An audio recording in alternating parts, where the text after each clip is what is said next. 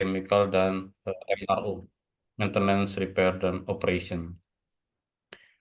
Menarik untuk di Timur Tengah ya, karena memang em, peluangnya cukup banyak. Nah, em, bekerja di luar negeri ya umumnya karena kita ingin mendapatkan hasil yang lebih baik. Nah, jadi ya tentu saja kita harus mencari peluangnya, kemudian juga mempertimbangkan biaya hidupnya. Jangan sampai kita jauh-jauh kerja di luar negeri, tapi hasil yang didapat nggak ada atau hanya habis untuk sendiri untuk makan. Karena kan kita kan untuk nabung dan keluarga dan yang lainnya. Selain itu juga namanya kita merantau jauh dari keluarga, jauh dari saudara, perlu juga kita untuk mencari informasi mengenai komunitas-komunitas warga Indonesia di luar negeri yang ada di negara tersebut. Karena bagaimanapun juga kita pastilah perlu bantuan, baik itu informasi ataupun bantuan Dan lainnya saya juga perlu untuk apa? Untuk informasi dan adaptasi di negara asing tersebut. Nah, ini yang dulu hal yang saya lakukan karena saya dari maintenance, awalnya background saya dari technical, saya kuliah STM elektronik dan kuliah jurusan teknik listrik. Jadi pertama saya mapping dulu nih untuk skill saya. Saya mapping untuk skill saya di bidang technical, electrical instrument. Kemudian untuk posisi yang saya tuju itu ke luar negeri itu adalah di bagian maintenance. Maintenance itu apakah sebagai teknisi atau sebagai supervisor, planning, dan kemudian saya cari industrinya, industri di oil gas, petrochemical, mining, dan lain-lainnya. Setelah itu kita cari negara tujuan yang sesuai dengan skill, pengalaman yang kita miliki. Negara tujuan, saya itu awalnya karena dari electrical instrument, saya tuh pengennya sih sebenarnya bukan di Timur Tengah. Awal yang saya tuju itu ke Jepang ataupun ke Belanda karena waktu STM itu banyak alat-alat latih modul-modul itu dari Philips ya dari Belanda dan juga ada beberapa dari Jepang. Yang saya tuju itu awalnya Belanda dan Jepang. Saya sampai ambil kursus bahasa Jepang dan juga ikut tes BLK waktu itu. Lulus STM saya ikut tes untuk di BLK program magang ke Jepang berkali-kali tes tapi masih belum berhasil, gagal. Eh, Kalau ke Belanda juga belum ketemu peluangnya. Ada sih yang pernah ketemu peluang itu untuk kerja di kapal pesiar, tapi saat itu orang tua nggak mengizinkan. Nah, dari kita mapping skill, pengalaman kerja, industri dan negara, kemudian kita lihat opportunity-nya. Opportunity-nya bagaimana regulasi di negara tersebut, kemudian salary-nya, education level-nya, dan benefit-benefit lain. Hal yang saya lakukan untuk persiapan itu eh, pengalaman kerja yang tentunya kalau untuk luar negeri, ya kemudian pendidikan, sertifikat keahlian dan kemampuan bahasa. Tapi kalau yang dulu itu saya begitu lulus kuliah ya langsung coba aja ikut-ikut tes ke luar negeri karena untuk cari-cari info lah, cari info tambah wawasan. Jadi sambil jalan persiapan pengalaman kerja itu sambil jalan. Kemudian sertifikat juga saya cari-cari mana yang sesuai dengan pekerjaan dan negara yang kita tuju. Ini yang penting persiapan bahasa. Saya cari kerja ke luar negeri itu nggak langsung lulus, nggak langsung sukses. Beberapa kali gagal interview, jadi saya ya perlu untuk persiapan bahasa, berlatih wawancara, berlatih dengan teman yang senior, berlatih dengan keluarga, berlatih bagaimana kita menjawab soal-soal interview. Ini pengalaman kerja saya dulu saat mencari kerja ke luar negeri. Saya melamar kerja ke UAE, ke Oman, Jepang, Qatar, Brunei, dan lain-lainnya. Dan ini beberapa perusahaan di Timur Tengah yang saya ikut tes. Ada yang lulus, ada yang banyak gagalnya. Ya ini beberapa perusahaan yang saya ikuti tesnya. Kemudian di slide ini saya tuliskan ini beberapa nama perusahaan di Qatar. Ini nama perusahaan di oil, gas, petrochemical. Ada satu ini perusahaan Qatar Gas ini sekarang sudah berganti nama menjadi Qatar Energy LNG. Ini belum saya update. Nah, untuk informasi biaya hidup bisa cek di website ini, numbio.com. Kemudian untuk kisaran gaji bisa cek di payscale.com atau di Glassdoor. Ada banyaklah informasi mengenai kisaran gaji. Nah, bagaimana mencari kerja? Pengalaman saya waktu itu untuk mencari kerja di Timur Tengah.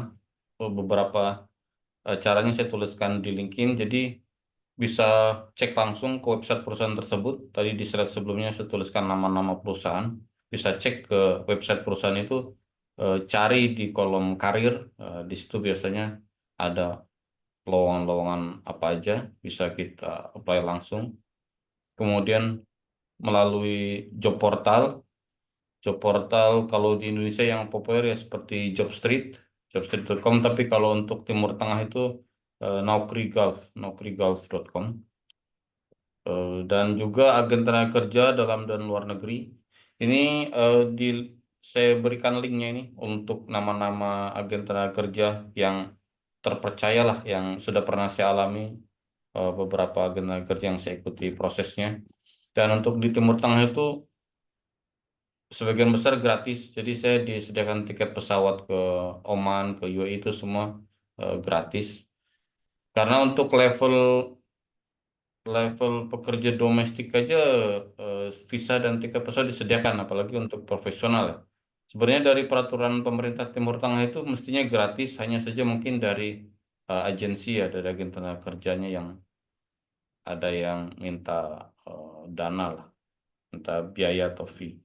Tapi ya setahu saya biasanya gratis.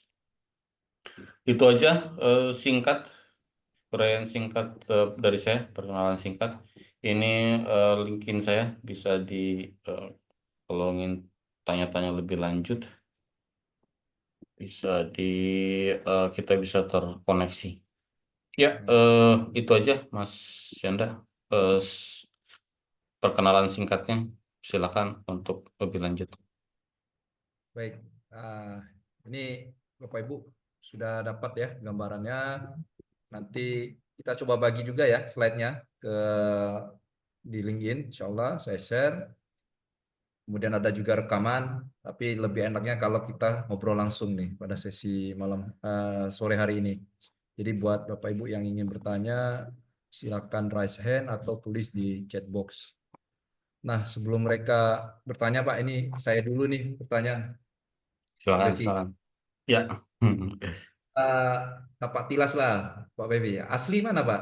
Kalau Oh, oh iya iya. Kalau saya kelahiran Tanjung Karang di Bandar Lampung. oke, orang Lampung Hanya ya. ya orang tua Jawa tapi ya kelahir di Lampung. Oke. Tamat SMK tahun berapa itu, Pak Bevi? Saya itu STM Elektronika di Tanjung Karang tuh SM Negeri, saya lulus tahun 96. Oh, 96. Terus sempat bekerja di Indonesia atau lanjut ke kuliah dulu atau gimana itu, Pak? Nah, selulus STM itu saya langsung kuliah. Kan saya kan ikut tes BLK tuh, BLK ke Jepang tuh gagal berkali-kali. Kemudian saya lanjut kuliah. Kuliah saya ngambil teknik elektro. Sambil kuliah itu saya sambil, karena kan saya kan kuliah di swasta. Saya kuliah di Hmm. swasta tuh kuliah sore mulai jam 2, kadang mulai jam 4 sampai jam 9. Nah, di paginya itu saya kadang ya ambil kursus pelatihan apa ke di BLK, ambil teknisi elektrik apa teknisi listrik. Kemudian ya target saya setiap tahun harus ada sertifikasi keahlian ya.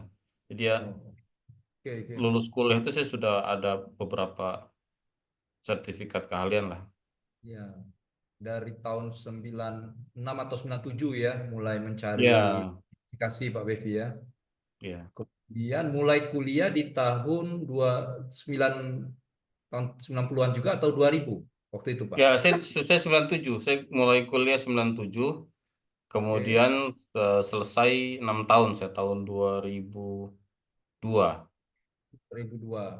Jadi di Ya. rentang waktu 97 sampai 2002 itu terus cari opportunity Pak ya di Ya, di ya sambil kuliah, sambil cari sertifikat keahlian, sambil ikut-ikut tes ke Jepang, cari-cari informasi ke Korea, ke Brunei, kemana ya sambil sambil ikut-ikut tes ya. tes.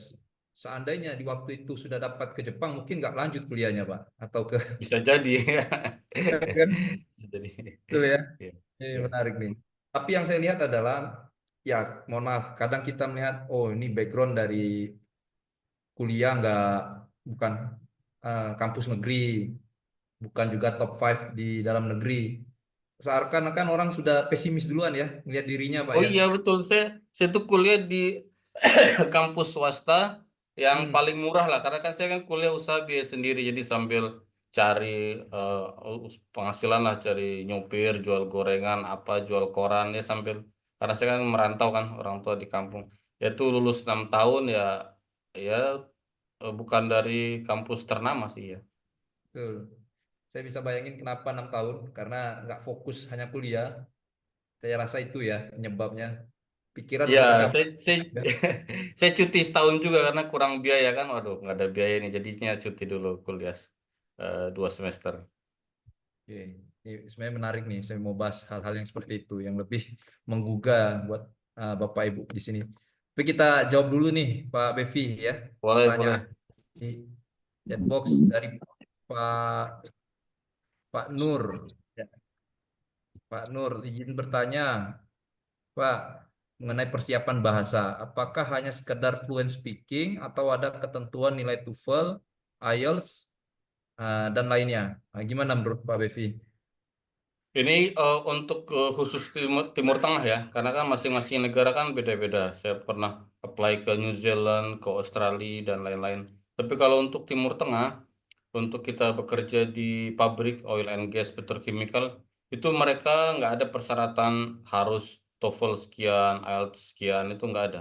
Makanya saya pun 8 kali wawancara itu nggak lulus, itu banyak.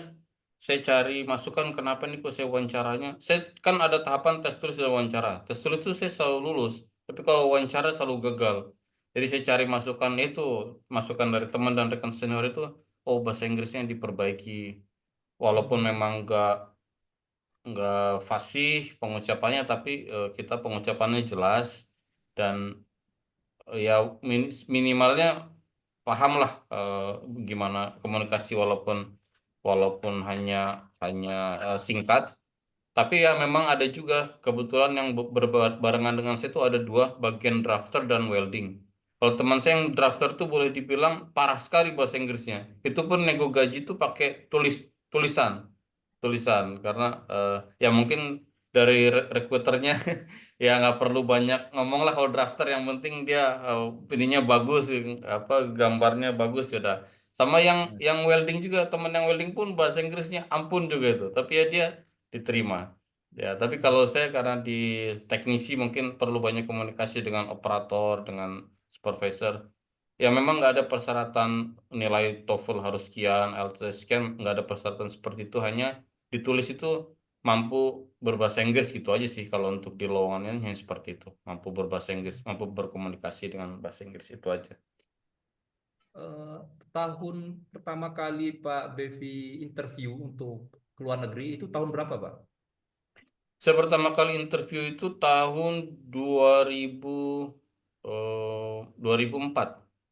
Masya Allah. Artinya persiapan dari 97 ke 2004, wah itu panjang, Pak ya. Ini buat Oh teman-teman iya, iya. yang Iya nggak ada betul. yang instan ya. Hari ini berjuang minggu depan langsung dipanggil tuh nggak ada cerita kayak gitu Ya, ya. makanya kan sering ada yang DM ke saya, Pak, saya belum lulus pas ini ke tes ke luar negeri. Oh, belum lulus. Pernah ikut tes? Ya, pernah sekali. Waduh, kalau sekali baru bilang belum lulus tuh kayaknya kata saya masih masih jauh lah. Saya udah masih jauh kalau masih sekali. Betul. Jadi ini juangnya ya. Mohon teman-teman semua daya juangnya perlu dicek dulu ya. Perlu dicek. Baik, ini pertanyaan lanjutnya Pak Bevi dari Pak Lukman. Izin Pak, untuk pengalaman kerja di non oil and gas, apakah ada kesempatan ke Middle East? Non oil and gas, apakah ada kesempatan ke Middle East? Kebetulan saya di bagian mechanical piping. Maksudnya industrinya ya, Pak Lukman ya. Mungkin Pak Lukman di oleochemical atau petrochemical atau gimana ini, Pak Lukman? Ya Mungkin itu kalau yang boleh saya nangkep sih pertanyaan itu. Kalau boleh saya cerita itu saya awal tes itu 2004, bahkan sampai tahun bulan kemarin pun saya tetap ikut tes. Jadi walaupun saya sudah kerja di Qatar, setiap tahun hampir 2-3 bulan sekali saya ikut interview, ikut tes kemana-mana. Jadi Hmm. dulu tuh di tahun 2004 itu persyaratannya ketat sekali, bahwa dicarinya memang harus background dari oil and gas, eh, ketat lah. Tapi Hmm. 2-3 tahun belakangan ini itu sudah agak longgar. Ada teman yang dari pabrik kertas di Riau masuk. Ada yang Oh. dari power plant dari Python Surabaya juga bisa masuk ke oil and gas. Ada Hmm. juga yang dari otomotif dari Toyota di Indonesia bisa masuk. Tapi kita cari yang biasanya mereka di bagian generalnya. Misalnya kalau yang power plant yang di Python tuh dia oke di bagian utility. Utility tuh yang untuk power generation, gas turbin, boiler. Betul, betul. Biasanya ya itu, kalau memang dia bukan background oil and gas, itu akan di bagian yang general lah, yang bukan untuk di prosesnya. Seperti Hmm. teman juga yang dari Toyota itu dia masuknya untuk di bagian safety HSE. Oh. Jadi ya untuk chance bisa aja, cuman kita harus cari lowongan mana nih yang match dengan pengalaman kita. Misalkan di mechanical piping project kan di oil and gas petrochemical itu banyak divisinya kan. Dari maintenance pun ada maintenance planning, kemudian juga ada juga untuk bagian project. Kalau misalkan Pak Lukman cek di websitenya Qatar Energy, cek website Qatar Energy, pilih karir, kemudian lakukan pilih project. Nah, di situ ada banyak lowongan. Karena kan sekarang di Qatar Energy itu lagi banyak lowongan untuk project. Dan saya dengar mereka akan datang mungkin akhir bulan atau Januari akan datang ke Qatar sih untuk rekrutmen. Bisa coba dimonitor lowongan-lowongannya. Hmm. Ya, itu sih dari saya. Baik, jadi masih besar ya kemungkinannya, Bapak Ibu. Tinggal cari yang lebih general. Kalau spesifik bagian proses, ya, bagian main bisnisnya mungkin itu yang agak susah ya. Ya, Kalau di bagian general, seperti yang Pak Bevi sampaikan, ini masih besar kemungkinan. Nah, kita lanjut Pak, dari Pak Muntansir Manaf. Jadi cerita Pak Muntansir ini, dia sempat di-approach oleh salah satu perusahaan oil and gas, yaitu Qatar. Nah, disebut Qatar Energy di sini. Namun karena di saat itu beliau masih kerja di salah satu kontraktor offshore daerah Rasgas ya, itu dari pihak headhunternya mengatakan tidak bisa diproses karena ada peraturan. Apakah benar seperti itu, Pak, kondisinya? ya. Kalau dari pengalaman yang saya tahu dengan beberapa rekan-rekan, ada juga yang discuss ke saya di LinkedIn dan juga teman-teman yang saya tahu di kontraktor itu bergantung dari usernya, dari user Qatar Energy. Kalau misalkan nih Pak Muntasir kerja sebagai kontraktor, kemudian user di Qatar Energinya dia mau untuk take over itu nggak masalah, karena kan Hmm. kontraktor ini kan dia dibawa oleh perusahaan lain. Perusahaan ini kan yang arrange untuk visa, untuk akomodasi. Begitu Qatar Energy mau rekrut kan, Qatar Energy harus ganti rugi nih, harus Tunggu sudah balik lah. Yuk. bayar untuk biaya Kenapa ada? biaya biaya perusahaan sebelumnya, bagaimana dia ngurus visanya, akomodasi dan lain-lainnya. Kalau dari Qatar Energy dia mau bayar, mau ngurus untuk pindah ini ya nggak masalah. Banyak juga beberapa teman saya yang dari kontraktor kemudian direkrut di Qatar Energy karena dari usernya memang mau mengurus. Tapi kalau dari Qatar Energy mungkin ini mungkin terlalu repot atau gimana ya, itu hal-hal lain sih. Hmm. Baik, insya Allah cukup menjawab ya, Pak Tapi Muntasir. mungkin kalau mau ada lain yang pertanyaan silakan open mic Pak Muntasir, kalau mungkin ada yang Nah, jika ingin lebih dalam atau mau klarifikasi atau seperti apa, ya. Pak Muntasir ya. Oke, Halo, ya, halo, tes. ya silakan Pak Ya, Muntasir. ya, selamat sore Pak. Ya, Sore. Ya, sorry. eh, jadi ingin memperjelas saja Pak situasinya. Nah, saya kerja di kontraktor EPC di Rasgas tersebut, Pak, di bulan September, finishnya di bulan November. Oke, Jadi sekarang posisi saya sudah balik ke Indonesia, Pak. oke, oke. Ja- Ya, jadi pas di bulan September itu pas saya masih di Qatar, ada headhunter yang ini minta CV untuk electrical technician untuk Hmm, di Qatar Energy. Terus ketika saya kasih CV, kemudian isi beberapa form biodata, ketika saya beritahukan lokasi saya di Qatar, pihak headhunternya mengatakan nggak bisa dilanjutkan proses rekrutmen karena dari hmm, pihak Qatar Energy Group tidak bisa pindah perusahaan, misalnya dari yang berlokasi di Qatar ke Qatar Energy gitu, Pak. hmm. Ya, ya, ya. Dari headhunternya seperti itu keterangannya, Pak. Ya, ya, ya. Ya mungkin dari headhunter atau usernya ada pertimbangan lain sih, tapi ya tadi kalau dari pengalaman saya dengan beberapa teman-teman di Qatar dari kontraktor, mereka ada yang bisa pindah dari kontraktor ke Qatar Energy, tapi karena memang agak agak panjang prosesnya. Oh gitu, Pak. Tapi ya, kalau sekarang sudah di Indonesia, coba lagi aja apply langsung ke Qatar Energy, Pak. Cek di websitenya atau dengan headhunter lagi itu di approach lagi karena kan masih banyak lowongannya.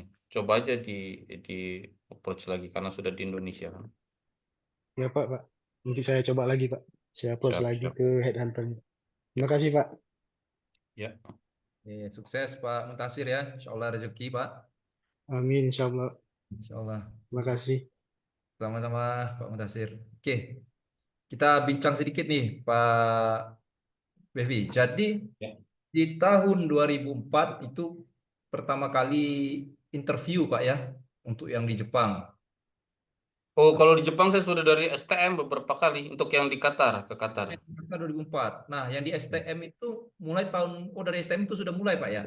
Ya, saya lulus STM sudah tes ke BLK, BLK ke Jepang, tes ikut di BLK Palembang, saya ke BLK Lampung, BLK Jakarta, BLK Surabaya, mungkin 4 atau 5 kali saya lewat BLK, ikut tes ke Jepang. 5 kali alasan gagalnya majority bahasa penyebabnya Pak. Oh enggak, kalau BLK tuh dia tahapannya kan ada tahap dari tes fisik, kemudian tes tulis. Nah, saya gagalnya di tes fisik karena eh, waktu. Jadi waktu kita kan ada mulai dari push up, sit up, sama lari keliling lapangan bola itu 6 putaran. Nah, lari keliling lapangan bola itu 6 putaran dikasih waktu sekitar 12 menit kalau nggak salah. Ah, itu Wah, saya tuh sudah tinggal 10 meter lagi di depan, tapi waktu habis langsung ditutup lah. Kata sih itu saya sudah mau sampai finish. Oh nggak bisa kata dia, waktu sudah habis katanya. Ya katanya. Saya selalu gagalnya pas di lari itu karena nggak terkejar waktunya. Walaupun sudah tinggal beberapa langkah di depan, kalau waktu habis sudah langsung di cut semua. berat ya. Padahal hanya tinggal 10 meter udah di garis finish sudah di depan, tapi mereka nggak ada toleransi kalau waktunya habis sudah selesai. Oh, berarti memang fisik ya, stamina kita di termasuk kriteria penting ya dalam Iya. hari pekerja ini. Ya Oke, kan cek pertama kan dibukakan baju, cek tato, cek kalau ada apa pasang anting, tindik apa semua kan. Setelah itu kemudian lari ya. Saya mari. gagalnya selalu di lari keliling lapangan itu waktunya nggak pernah. Hmm, Dulu, oke kita lanjut ke Qatar nih Pak, 2004. Hmm, Dapat informasinya di zaman itu kan masih terbatas Pak ya, ya masih minim. masih minim. Pak Bevi dapat informasi dari komunitas atau dari teman atau memang dapat dari koran atau gimana waktu itu Pak? Nah itu kan saya 2004 saya kerja di petrochemical di Cilegon. Itu saya kerja di perusahaan Jepang. Kerja di perusahaan Jepang, saya pikir, wah, ini sudah enak nih, suasananya nyaman, kita kerja enak, belajar juga enak. Nah, ada teman yang ke Qatar. Saya tuh Timur Oh, Tengah, Qatar tuh saya nggak tahu. Timur Tengah tuh saya taunya se-Arab Saudi, kemudian Uni Emirat. Qatar iya, itu negara apa, saya nggak tahu. Dan saya nggak tertarik ke Timur Tengah juga karena banyak pemberitanya kan mengenai supir, pembantu yang iya, iya. disiksa, yang diapa. Jadi saya nggak ada sama sekali pikiran ke Timur Tengah. Nah, begitu ada rekan yang berangkat ke site, berangkat ke Timur Tengah, ke Qatar, itu saya tanya, ke Qatar itu negara apa, di mana, kemudian kenapa harus pindah ke sana? kan di ini kita di perusahaan Indonesia juga udah lumayan gajinya, fasilitasnya. Ya kata dia cari yang lebih baik. Kemudian juga di Qatar itu di perusahaan pemerintah disediakan fasilitas akomodasi perumahan, air, listrik gratis, kemudian Ya. tunjangan anak sekolah. Jadi anak sekolah ditanggung sampai SMA itu gratis. Pendidikannya bagus, lingkungannya bagus. Nah, dari situ saya mulai ikut tertarik nih coba-coba ikut tes ke Qatar karena ya dari teman di pabrik lah yang utamanya yang informasinya. Kemudian mereka Hmm. juga setiap hari Sabtu rajin cek info lowongan di koran Kompas itu kan. Kalau ada lowongan ke Timur Tengah, ke Qatar, ke Saudi, kemana mereka berangkat. Jadi saya Oke. pertama kali ikut tes itu mungkin pengalaman kerja sekitar 6 atau 8 bulan lah. Saya ikut tes kerja ke Qatar. Qatar. Oke. Kita lanjut dulu ke pertanyaan dulu, Pak. Siap. Ini dari Angelika. Jadi Angelika ini bertanya, saya ini mahasiswa tahun terakhir di ITS Surabaya.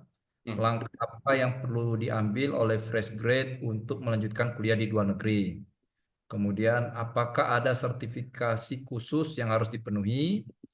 Selain itu, apa saja role pekerjaan atau peran yang memungkinkan fresh grade untuk langsung bekerja di luar negeri tanpa ada minimum experience tertentu? Terima kasih sebelumnya, Pak. eh ini saya baru ketik di kolom chat.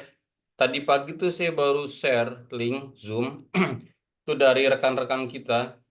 Ada namanya Permika Persatuan Masyarakat Indonesia di Qatar dan Indo HR Community.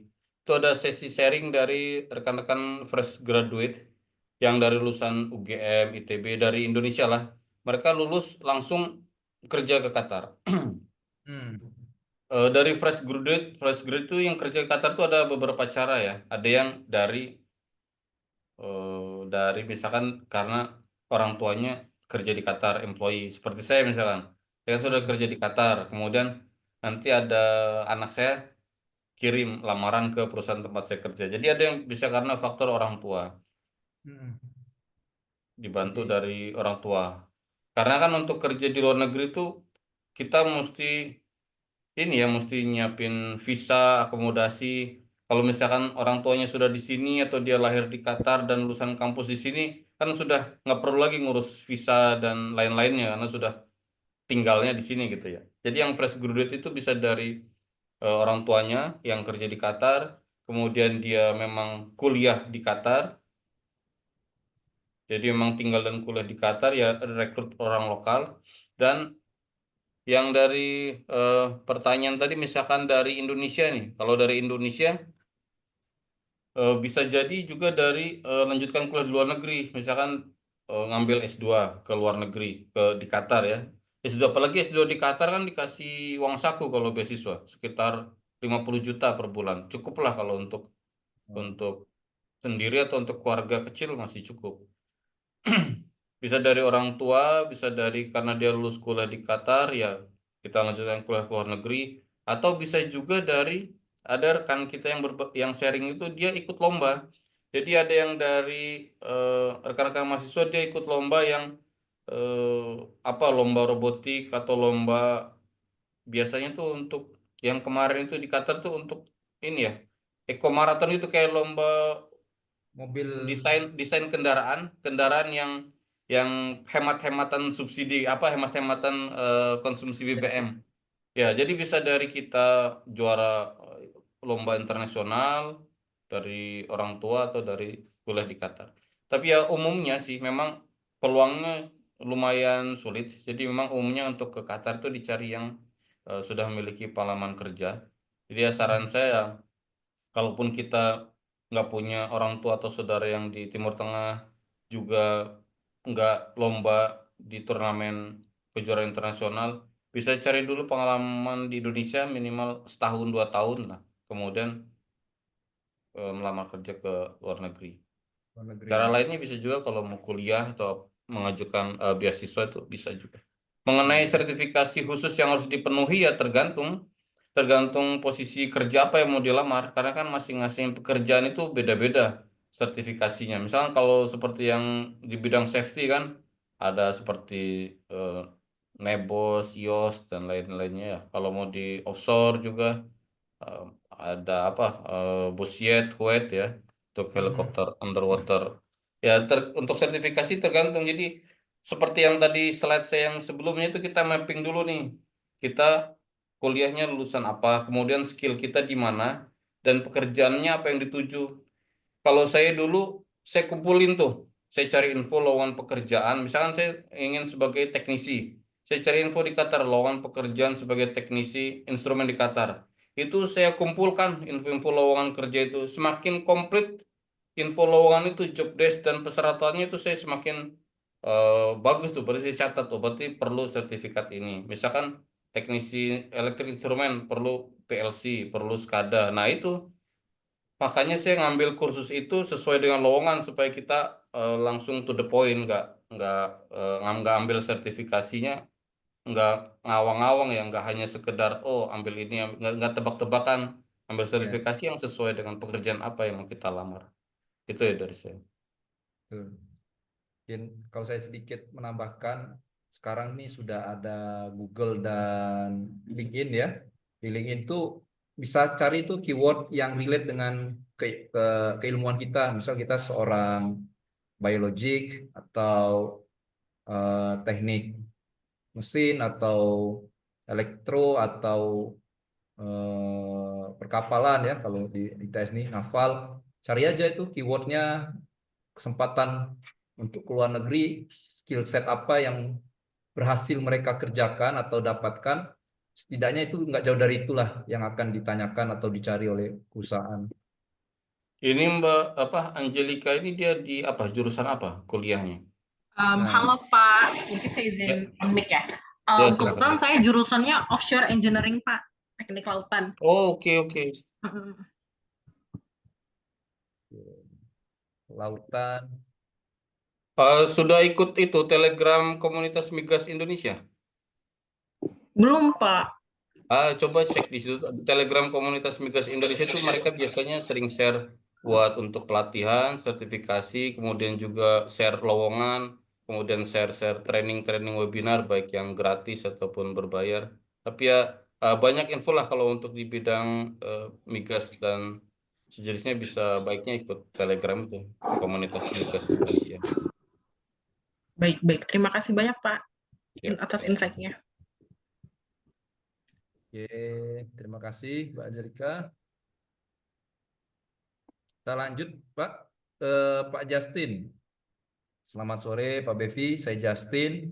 Saat ini bekerja sebagai junior procurement, di mana saya sedang membuat career plan. Terkait memfokuskan ilmu manajemen di procurement, regulasi dan compliance di tiap negara kan berbeda-beda. Walaupun mungkin ilmu compliance ini dapat dipelajari sebelum mencari tujuan negara secara spesifik, dari Pak Bevi, apakah ada saran untuk strategi terkait persiapan hal ini agar tidak kalah saing untuk tidak kalah saing terkait ilmu regulasi dan compliance di kontrak manajemen dari tiap-tiap negara? Oke, maksudnya takut ditanya ini Pak, masalah compliance di ketika dia ngambil posisi procurement. Ya, Nah, ya. oke, silakan Pak Bevi. Mas Justin di apa bisa pernah industrinya di apa Mas Justin pengalamannya? Untuk saat ini di petrochemical, Pak. Oh, petrochemical, oke oke. Apa produknya? Eh Saat ini ada NC, Nata, ada BDBTX, dan juga PP, Pak. Oh, oke ya. Ya, kalau untuk procurement ya pengalaman saya itu juga kan ikut tes di procurement tuh mungkin 10 tahun lah saya apply kemana-mana mulai di mining, aviation, oil gas, petrochemical. Saya apply di US, di Boeing, Airbus, kemudian juga di beberapa perusahaan lainnya. Kalau pengalaman saya dari ikut tes di procurement itu pertama itu kita lihat yang cukup membantu itu sertifikasi. Jadi kalau perusahaan yang kita apply itu basisnya UK, itu ambil sertifikasi procurement seperti SIPS. Tapi saya pernah apply untuk perusahaan Amerika seperti perusahaan Amerika itu mereka sertifikasinya mintanya dari yang base-nya Amerika, dari APIX mereka tuh, APIX ya, APICS. Kemudian kalau untuk lainnya kontrak manajemen ada bisa dari VDIC atau dari cek juga dari apa IACCM ya. Nah, selain dari itu sih, utamanya setelah setelah sertifikasi, selain itu nggak begitu ini ya. Kalau untuk regulasi ya mereka maklum lah. Yang penting kita secara garis besar kita punya sertifikasi dan pengalaman di bidang itu. Kalau Mas Justin dia apa? Procurement-nya handle apa untuk chemical apa supply atau apa? Untuk saat ini fokusnya di MRO dan service kontrak, Pak. Oh, MRO. Oke, oke. Iya, saya juga di MRO sih ya. Saya juga sama di MRO. Kalau saran saya ya, yang pertama ambil sertifikasi. Kalau ke Timur Tengah ya dari SIPS dari UK, karena Timur Tengah rata-rata dia refernya ke, ke UK ya. Tapi kalaupun belum bisa dari SIPS karena biayanya mahal ya, eh, coba aja apply dulu. Karena dari kita apply ikut tes itu nanti kita dapat wawasan. Kayak saya dulu tuh saya baru pengalaman kerja 6 bulan saya sudah apply, udah cari kerja ke Timur Tengah. Untuk tes tulis lulus, begitu saya interview cuma ditanya what's your name. Setelah saya bilang nama saya Bevi udah oke, hal finish out. Cuma ditanya nama aja. Pengalaman interview saya pertama kali cuma ditanya nama udah terus keluar karena masih baru 6 bulan.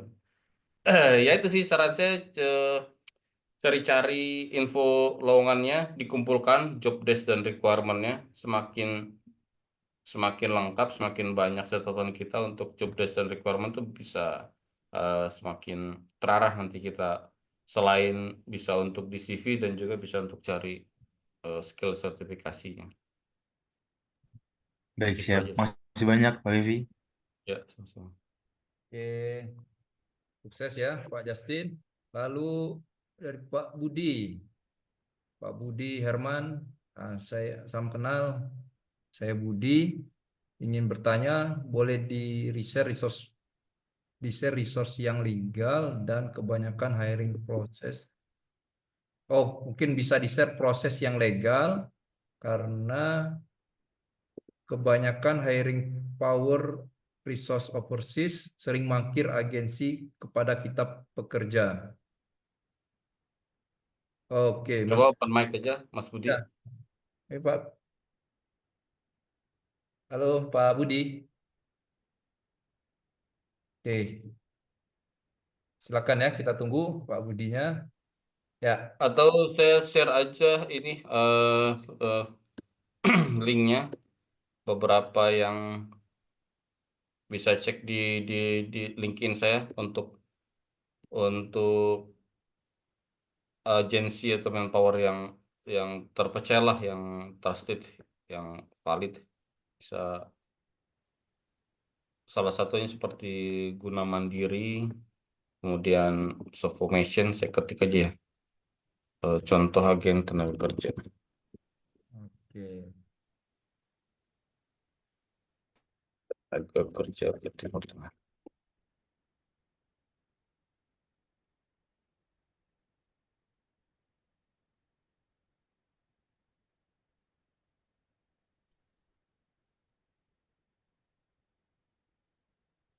Coba ya, gunamandiri.com. Lalu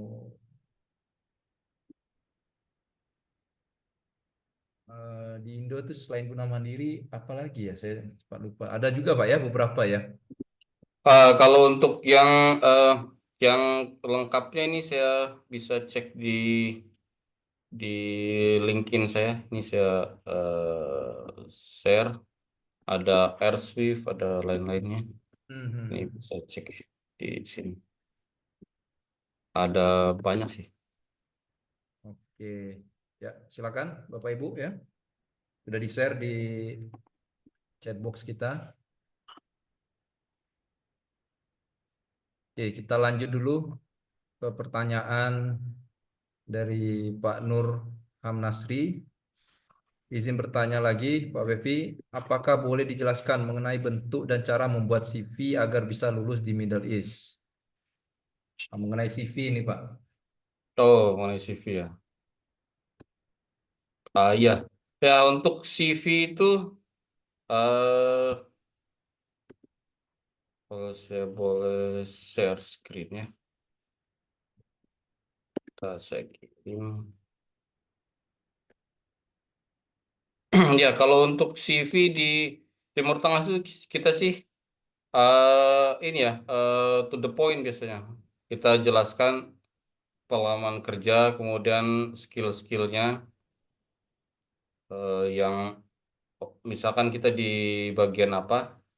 Ini sebentar saya kirim juga sih saya pernah bahas di contoh.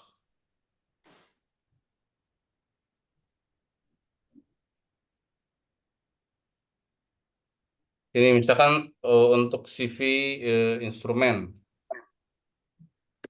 ya langsung to the point aja kita skillnya apa, kemudian pengalaman kerjanya di mana, kalau ada sertifikat-sertifikat bisa disebutkan juga,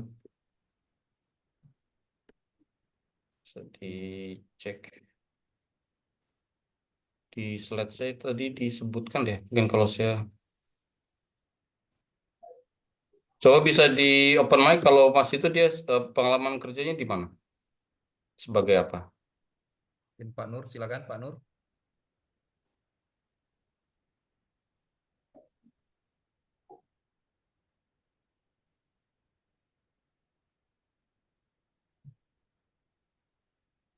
Ya, baik Pak, permisi Pak. Ya. Untuk saya Pak, saya itu masih fresh graduate Pak. Cuman saya mau tahu aja gimana gitu bentuk CV biar bisa tembus ke Middle East gitu Pak. Makasih Pak. Oke, oke, oke. Ya, kalau untuk Middle East itu CV-nya sih nggak perlu nggak perlu warna-warni atau variasi apa, hitam putih cukup. Yang penting jelas untuk skill kita itu di mana. Kemudian ya eh, eh, ya yang penting dia tahu kemampuan kita tuh adanya di mana. Misalkan kita, kalau Mas ini apa dia kuliahnya apa, jurusan apa? Jurusan teknik mesin Pak.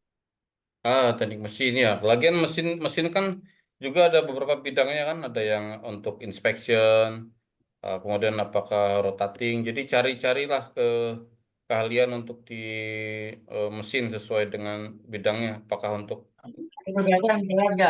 di vibrasi atau yang lainnya. Supaya terarah ya tadi seperti yang saya bilang, kita cari lowongan kerja teknik mesin di Timur Tengah, petrochemical atau oil and gas. Kemudian kita lihat apa itu requirement-nya tuh untuk teknik mesin tuh apa aja gitu. Nah, di situ kita bisa cek kemampuan kita ada di mana, apa yang kita belum punya, kita cari kursusnya, pelatihannya. Betul. Itu aja sih. Baik Pak, terima kasih Pak atas jawaban. Ya. Bu Dinda mau bertanya kah? Mbak Dinda Rifa? Oh enggak, ya. Oke, kita lanjut.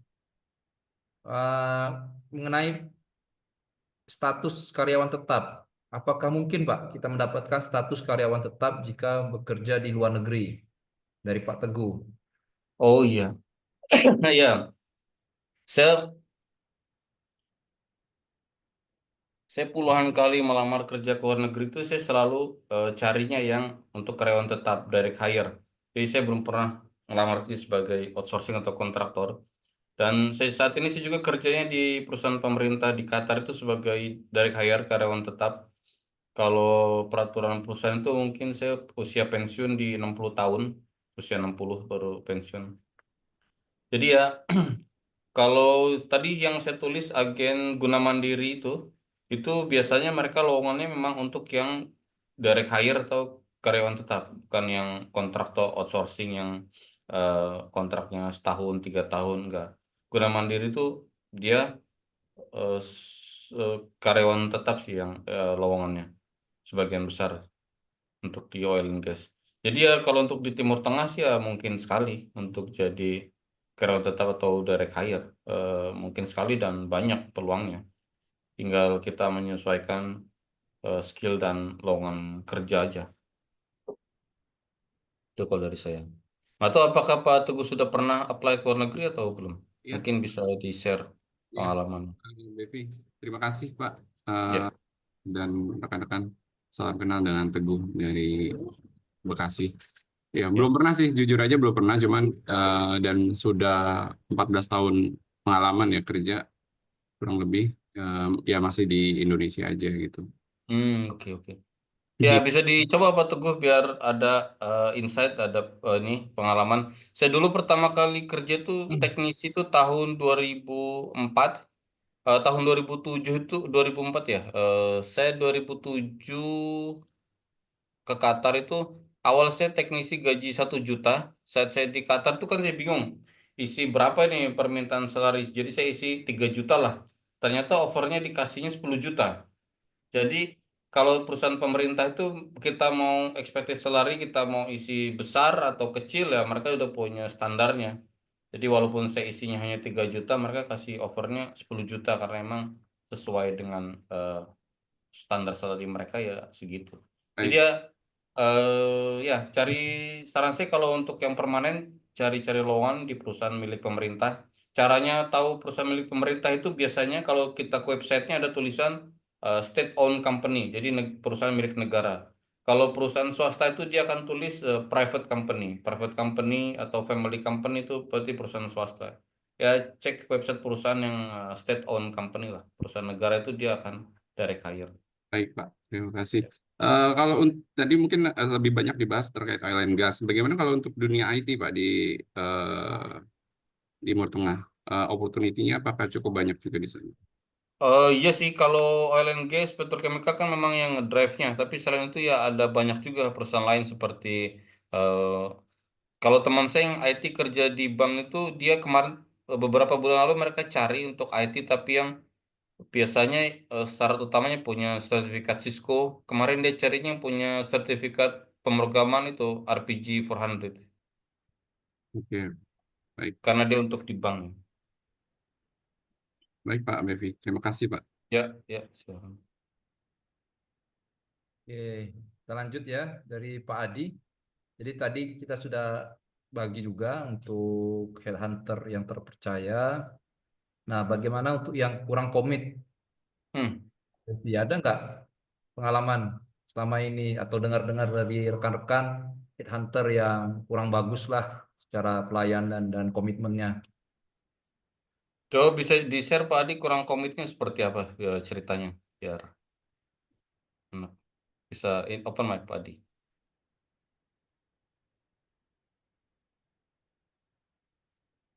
Oke, Pak Adi monggo ya.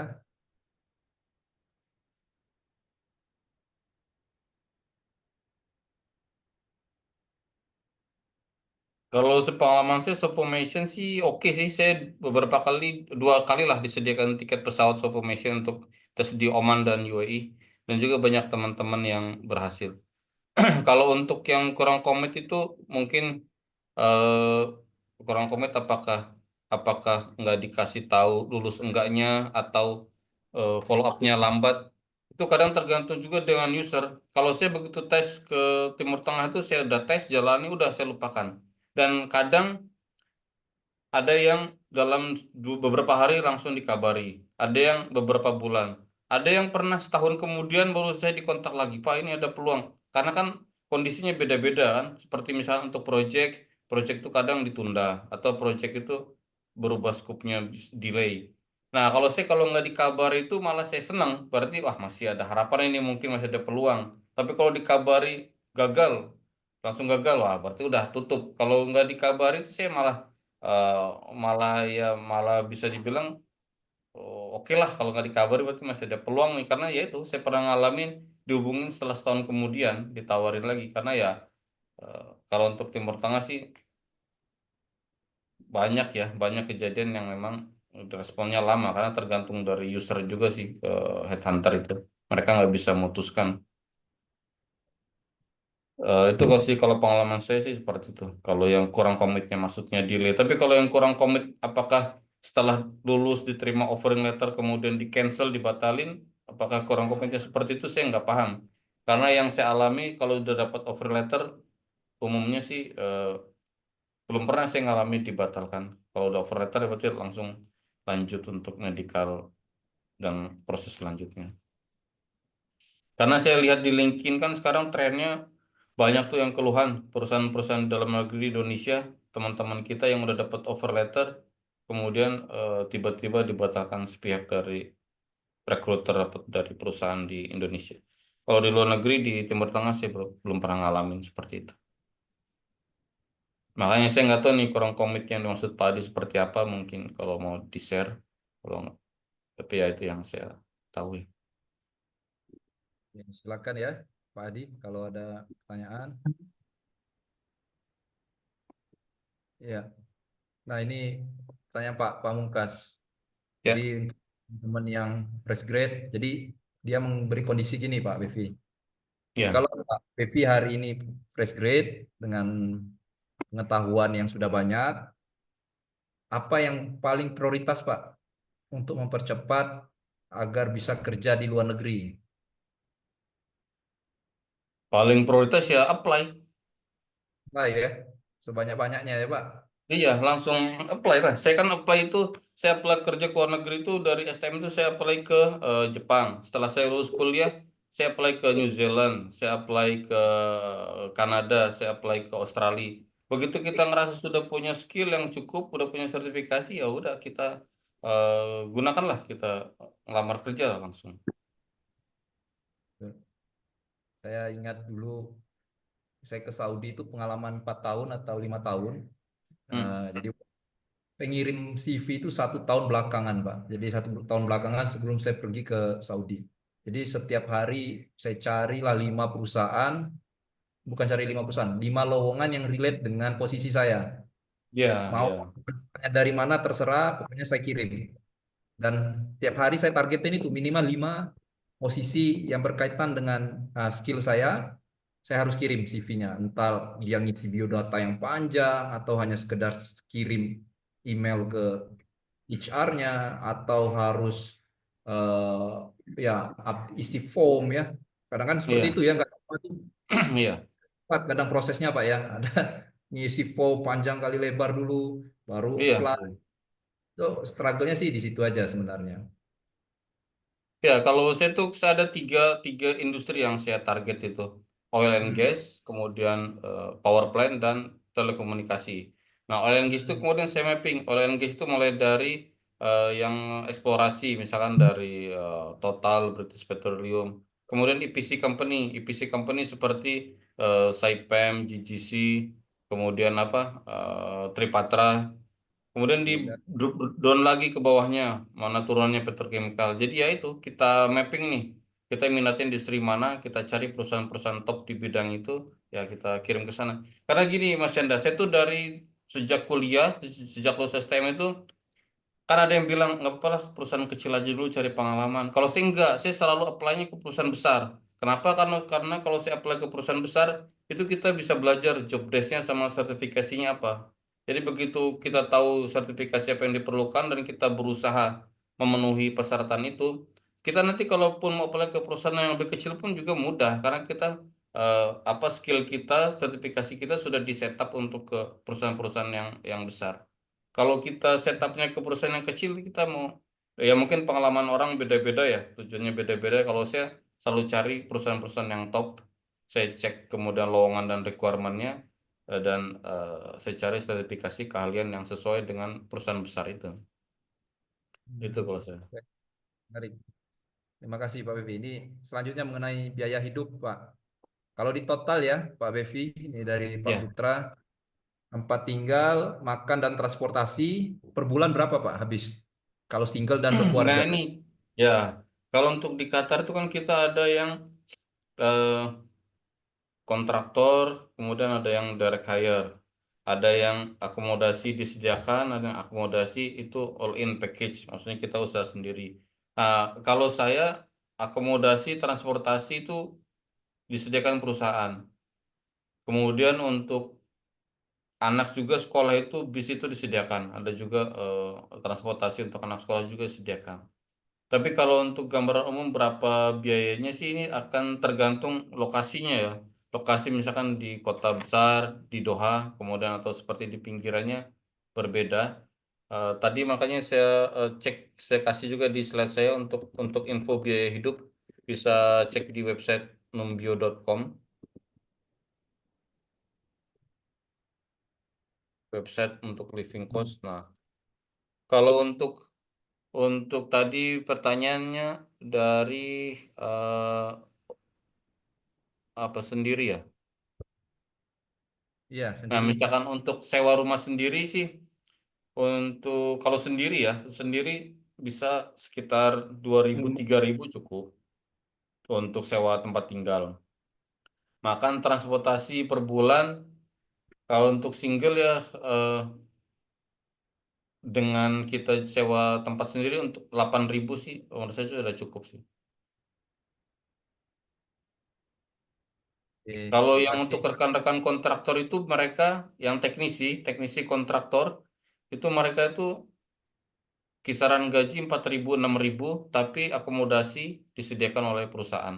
Nah, ini perbandingannya Mas Yanda. Kenapa saya menyarankan teman-teman itu untuk apply kerja di perusahaan milik pemerintah karena fasilitas dan gajinya itu beda. Jadi misalkan di Baik. kontraktor itu untuk teknisi sekitar 4.000 6.000, kalau di perusahaan pemerintah milik pemerintah di Timur Tengah itu bisa 2 kali lipat. Jadi rekan-rekan teknisi itu yang di perusahaan pemerintah itu bisa kisaran 15.000 16.000. Jadi ya 2 3 kali lebih ya bedanya ya 2 3 kali lipat lah. Oke, baik. Jadi silakan cari tahu ya, Bapak Ibu, terutama setup dulu perusahaannya. Tadi juga detailnya Pak Bevi sudah share, bisa cek di mana untuk biaya hidup.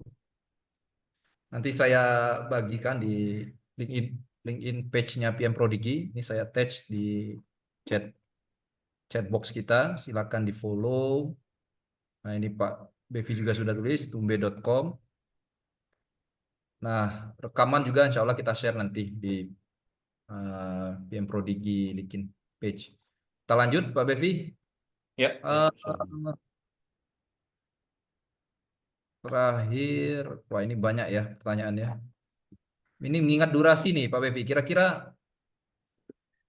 2 3 pertanyaan lagi lah ya Pak Ya, Bevi. siap, siap santai. Ya. Menarik tadi gue mandiri sudah. Dari Pak Hanifah. Ya. Bismillah Pak Bevi, terima kasih atas ilmunya. Izin bertanya, saya 2 tahun berpengalaman sebagai sales representatif di salah satu OEM boiler PLTU. Basic saya adalah electrical engineer, harus kuat. Mohon insight terkait kira-kira bidang yang sesuai dengan background tersebut. Nah, bidang yang sesuai dengan background electrical harus kuat, Pak.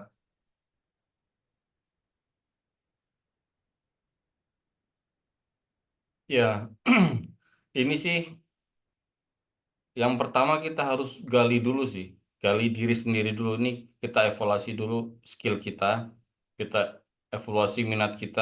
Karena kan walaupun electrical engineer belum tentu dia minatnya sebagai electrical, mungkin minatnya bidang lain. Kalau saya pertama kita evaluasi, oke kita electrical engineer, skill kita apa nih? Skill kita apa? Keahlian kita apa? Sertifikat kita apa? Kemudian pengalaman kerjanya di mana? Nah, kemudian baru setelah itu kita cari bidang apa yang sesuai. Apakah sebagai electrical engineer juga kita maunya. Nah, kalau kita pengen juga apply sebagai electrical engineer ya dicek untuk lowongan itu requirement-nya apa. Apa yang persyaratan yang diperlukan sebagai electrical engineer, kita lihat diri kita mampu nggak, kita punya sertifikasi nggak. Nah, kalau memang enggak ya kita harus memenuhi syarat itu. Jadi kalau untuk kira-kira bidang apa yang sesuai itu electrical itu luas sekali, banyak bidangnya. yang utama itu sih menurut saya bukan bidang yang kita lihat dulu diri kita kemampuannya di mana dan minatnya sebagai apa ya. Karena kan electrical itu ada electrical planner, kemudian ada electrical inspector, ada macam-macam ya bidangnya. Saran saya kita harus rajin-rajin baca pekerjaan sebagai electrical itu apa dan persyaratannya apa ya. Ya itu sih yang harus dicari itu dari diri kita sendiri sih karena nggak bisa kita minta orang lain untuk menyarankan bidang kerjanya apa karena kan persepsi orang lain kan kita kan beda. Kalau saya menyarankan electrical inspector misalkan kan belum tentu dari dari eh, yang disarankan belum tentu bisa nerima. Electrical inspector itu ngapain gitu kan? Ya, harus memang harus dari kita sendiri yang cari informasi yang banyak-banyak baca. Jadi supaya tahu mana yang sesuai. Itu kalau saran saya. Oke, baik. Jadi mulai dicek lagi, mungkin di LinkedIn atau di Google ya, untuk electrical tuh bisa kemana saja. Selain jadi title engineer-nya sendiri, mungkin electrical designer, yang electrical planner, electrical inspection, technician, dan segala macamnya. Itu beda-beda, Pak ya, secara spesifik skill set-nya ya, Pak Iya. Bev. Oke, dari Pak Okrevianto mengenai peluang bidang telekomunikasi di Tim Tank di Timur Tengah. Apakah kondisinya sama seperti di Indonesia, Pak? Peluang kerja di telekomunikasi Timur Tengah. Kalau untuk telekomunikasi saya nggak tahu ini Mas, ini pengalamannya sebagai apa ini? Mungkin bisa open mic Mas siapa? Ok. Okrevianto. Pengalamannya apa di telekomunikasi ini apakah kan ada yang di telekomunikasi oil gas di sebagai radio officer, ada yang telekomunikasi di operator misalkan seperti apa Nokia, Ericsson atau apa. Assalamualaikum Mas Devi, Mas Yanda. Ya, Waalaikumsalam. Nah ya, mungkin sedikit ini aja. Saya di saat ini kan setelah Pendi ya di operator ya. Jadi posisinya di pre-implementasi. Oke, oke, Nah, oke. jadi di pre-implementasi ini kita juga monitoring untuk site acquisition, Ya, civil dan uh, CME engineering-nya juga ya. Hmm, Nah, oke. cuman kan yang ingin saya pertanyakan itu adalah apakah kondisinya sama gitu di Timur Tengah dengan yang di Indonesia yang saat ini mungkin bisa kita bilang labil ya untuk ya. telekomunikasi gitu kan. Dalam waktu hitungan mungkin minggu atau hari pun bisa berubah gitu kan. Hmm, Jadi setelah kita di-assign untuk suatu pekerjaan, tahu-tahu nanti untuk di manajemen high level manajemennya bisa berubah dan itu nggak bisa kita lihat nggak memikirkan ke bawahnya gitu loh. hmm. Nah, apakah potensi seperti itu ada juga di Middle East seperti itu gitu. Jadi eh, pengen tahu juga insight-nya seperti apa sih gitu. Bahkan Ya, terkadang ya, kita di-assign sebagai preimplementasi yang lebih notabene menghandle ke site acquisition, pembangunan tower segala macam gitu ya. ya, Jadi ya. kita diminta juga untuk monitoring sampai ke teknikalnya.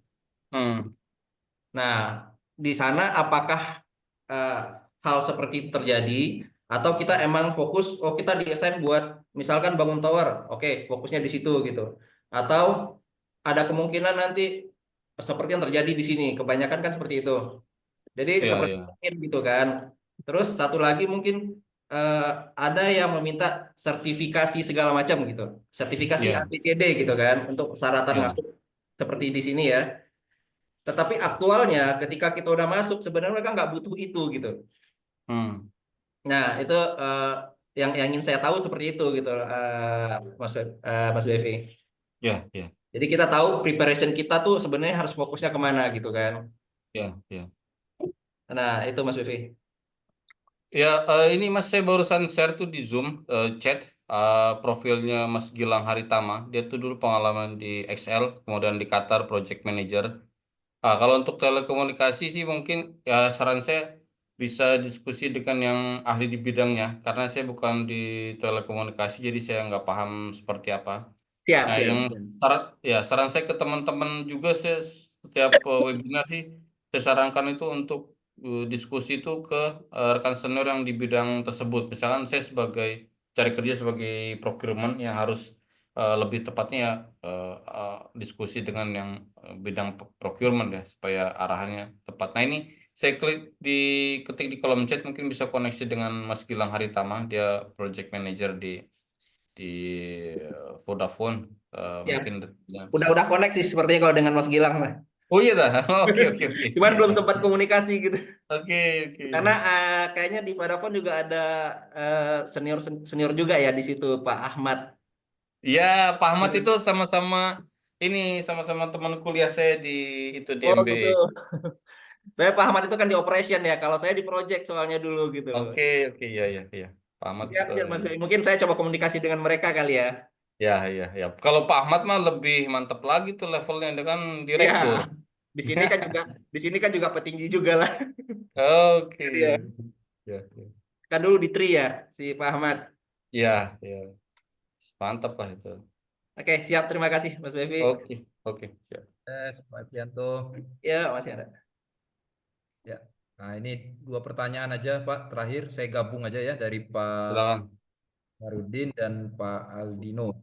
Dari Pak Farudin, jika sudah mendapatkan offering letter dan lain-lain, namun nggak jadi berangkat karena kendala headhunter. Nah, itu yang dikhawatirin. Jadi, kapan Pak pengajuan resign yang tepat? Yang Oh dikhawatirin. iya, benar nih, ini penting nih. Saya sering kali mengingatkan teman-teman itu yang tes ke luar negeri, khususnya ke Timur Tengah. Begitu kita dapat offering letter itu jangan langsung senang itu, karena belum belum itu belum apa-apa. Kita bisa mengajukan resign setelah visa turun.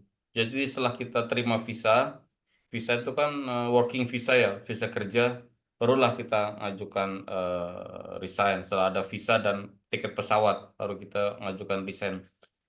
Tapi ya perlu diingat juga bahwa untuk di Qatar atau Timur Tengah secara umumnya, kan sebelum kita untuk pengajuan visa itu kita medical check up dulu di Indonesia. Kita medical check, setelah kita hasilnya fit, baru diajukan dikirim ke perusahaan di Timur Tengah.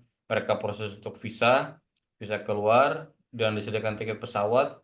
Itu kalau saya resign karena sudah terima visa dan tiket pesawat. Tapi ada teman yang cari aman, mereka belum mau resign. Kenapa belum mau resign? Karena begitu nanti di Qatar kita ada medical check up lagi. Begitu tiba di Qatar atau di Timur Tengah ada medical check up lagi.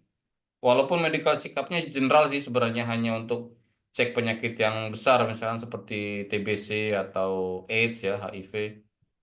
Itu sih medical check up-nya nggak sedetail di Indonesia. Hanya saja sebagian orang mungkin dia khawatir karena dulu dia pernah TBC misalkan 10-15 tahun yang lalu. Jadi khawatir takut gagal, atau pun memang dia jaga-jaga nggak tahu ada musibah apa kena virus AIDS misalkan. Ya dia resignnya, beberapa teman saya mereka resign setelah lulus medical check up di Qatar, mereka kirim dari Qatar bahwa mereka resign. Ya untuk jaga-jaga lah kata mereka. Tapi kalau saya sih enggak sih. Saya begitu terima visa dan kepastian tiket pesawat udah saya resign saya. Karena ya perlu untuk paklari apa ya lain-lainnya ya. Baik, oke. Terima kasih Pak Wevi. Nah, pertanyaan terakhir nih dari Ya. Pak Dino. Saya bekerja sebagai QA QC welding inspector di salah satu fabrikasi oil and gas Hmm. di Vietnam. Jadi boleh di-share Pak, saat ini berapa company yang lagi banyak project dan offeringnya relate dengan bidang saya. Uh, jadi ingin tahu nih project dan Ya. company ya yang lagi bukaan banyak untuk bidang QC dan QA, welding inspector.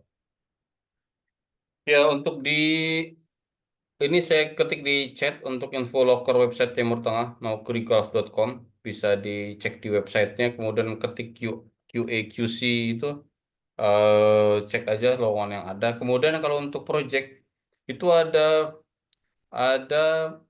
majalah Timur Tengah sih, ada majalah yang khusus untuk apa buletin ya, khusus untuk project Timur Tengah, dan sebagian juga itu saya share di LinkedIn saya di atas itu untuk perusahaan-perusahaan top company, EPC company di Timur Tengah, bisa dicek juga. Ya utamanya sih kalau sekarang yang apa? Yang dapat project ya seperti dari Saipem ya, Saipem. Ini saya ini contoh top 30 EPC companies. Hmm. Oke. Tadi ini Saipem ya nomor 1 nggak salah di Middle East secara nilai project. Ya, Saipem yang banyak sekali lowongan ya, karena banyak yang baru-baru teman saya baik yang join di Qatar atau di UAE, mereka join ke Saipem. Hmm. Tapi ini ya sebagai gambaran ada top 30, top 30 EPC companies di Middle East bisa dicek. Baik. Oke, saya rasa cukup jelas ya Pak Aldino. Jadi bisa cek langsung di Nautigulf, lalu dari Buletin, atau rajin-rajin LinkedIn juga saya rasa, karena banyak orang sharing mengenai pengalaman serta komunitas ya. UCI QA saya rasa di Indonesia punya komunitas WhatsApp sendiri, itu silakan dijoin. Itu lebih lebih ampuh kalau menurut saya karena direct kadang ke usernya langsung, Ya, titipan dari usernya biasanya gitu. Oke. Baik, oke, kira-kira demikian sesi kita pada sore hari ini ya, atau siang waktu Qatar. Dari Pak Bevi, silakan kalau ada penutupan ya, untuk teman di sesi kali ini. ya. Terima kasih Mas Yanda. Terima kasih juga teman-teman yang sudah berpartisipasi. Semoga bermanfaat, semoga sukses. Kalau pesan dari saya sih, saran dari saya, kapan waktu yang tepat untuk melamar kerja? Apakah nunggu pengalaman dulu, apakah nunggu pengalaman setahun, 2 tahun, 10 tahun? Nggak perlu sih, kata saya langsung aja kita cari info lowongannya, langsung kita apply. Kemudian sambil jalan kita sambil berlatih, mulai dari kemampuan bahasa, berlatih wawancara, kemudian cari-cari sertifikasi yang tepat. Jadi supaya kita nggak apa supaya kita lebih terarah cari sertifikasinya, carilah yang sesuai dengan info lowongan kerja di Timur Tengah yang kita tuju. Jadi ya kita mesti evaluasi kemampuan kita sekarang ini ada di mana, kemudian kekurangannya apa. Nah, di situlah eh, kita tingkatkan ya untuk kekurangannya, baik itu melengkapi diri dengan sertifikasi, pelatihan dan lainnya. Itu aja dari saya. Terima kasih Mas Yanda. Oke, terima kasih Pak Bevi dan Bapak Ibu semua. Silakan terkonek dengan Pak Bevi ya, Bevi Rawan di LinkedIn. Insya Allah nanti ada sesi-sesi lainnya bisa ikutan dan mungkin ingin silakan tanya langsung di kolom-kolom komen LinkedIn-nya Pak Bevi bisa juga Pak ya. Ya, ya, welcome. Siap, sana semua. Baik, demikian sesi kita pada sore hari ini. Terima kasih atas waktunya. Selamat sore. Assalamualaikum warahmatullahi wabarakatuh. Selamat sore, Waalaikumsalam. terima kasih. Izin pamit. Terima kasih Pak Bevi. Waalaikumsalam warahmatullahi wabarakatuh. Makasih banyak Bapak. Banyak Pak Bevi, Pak Yanda. Ya, sama-sama. Ya, Bapak Ibu semua.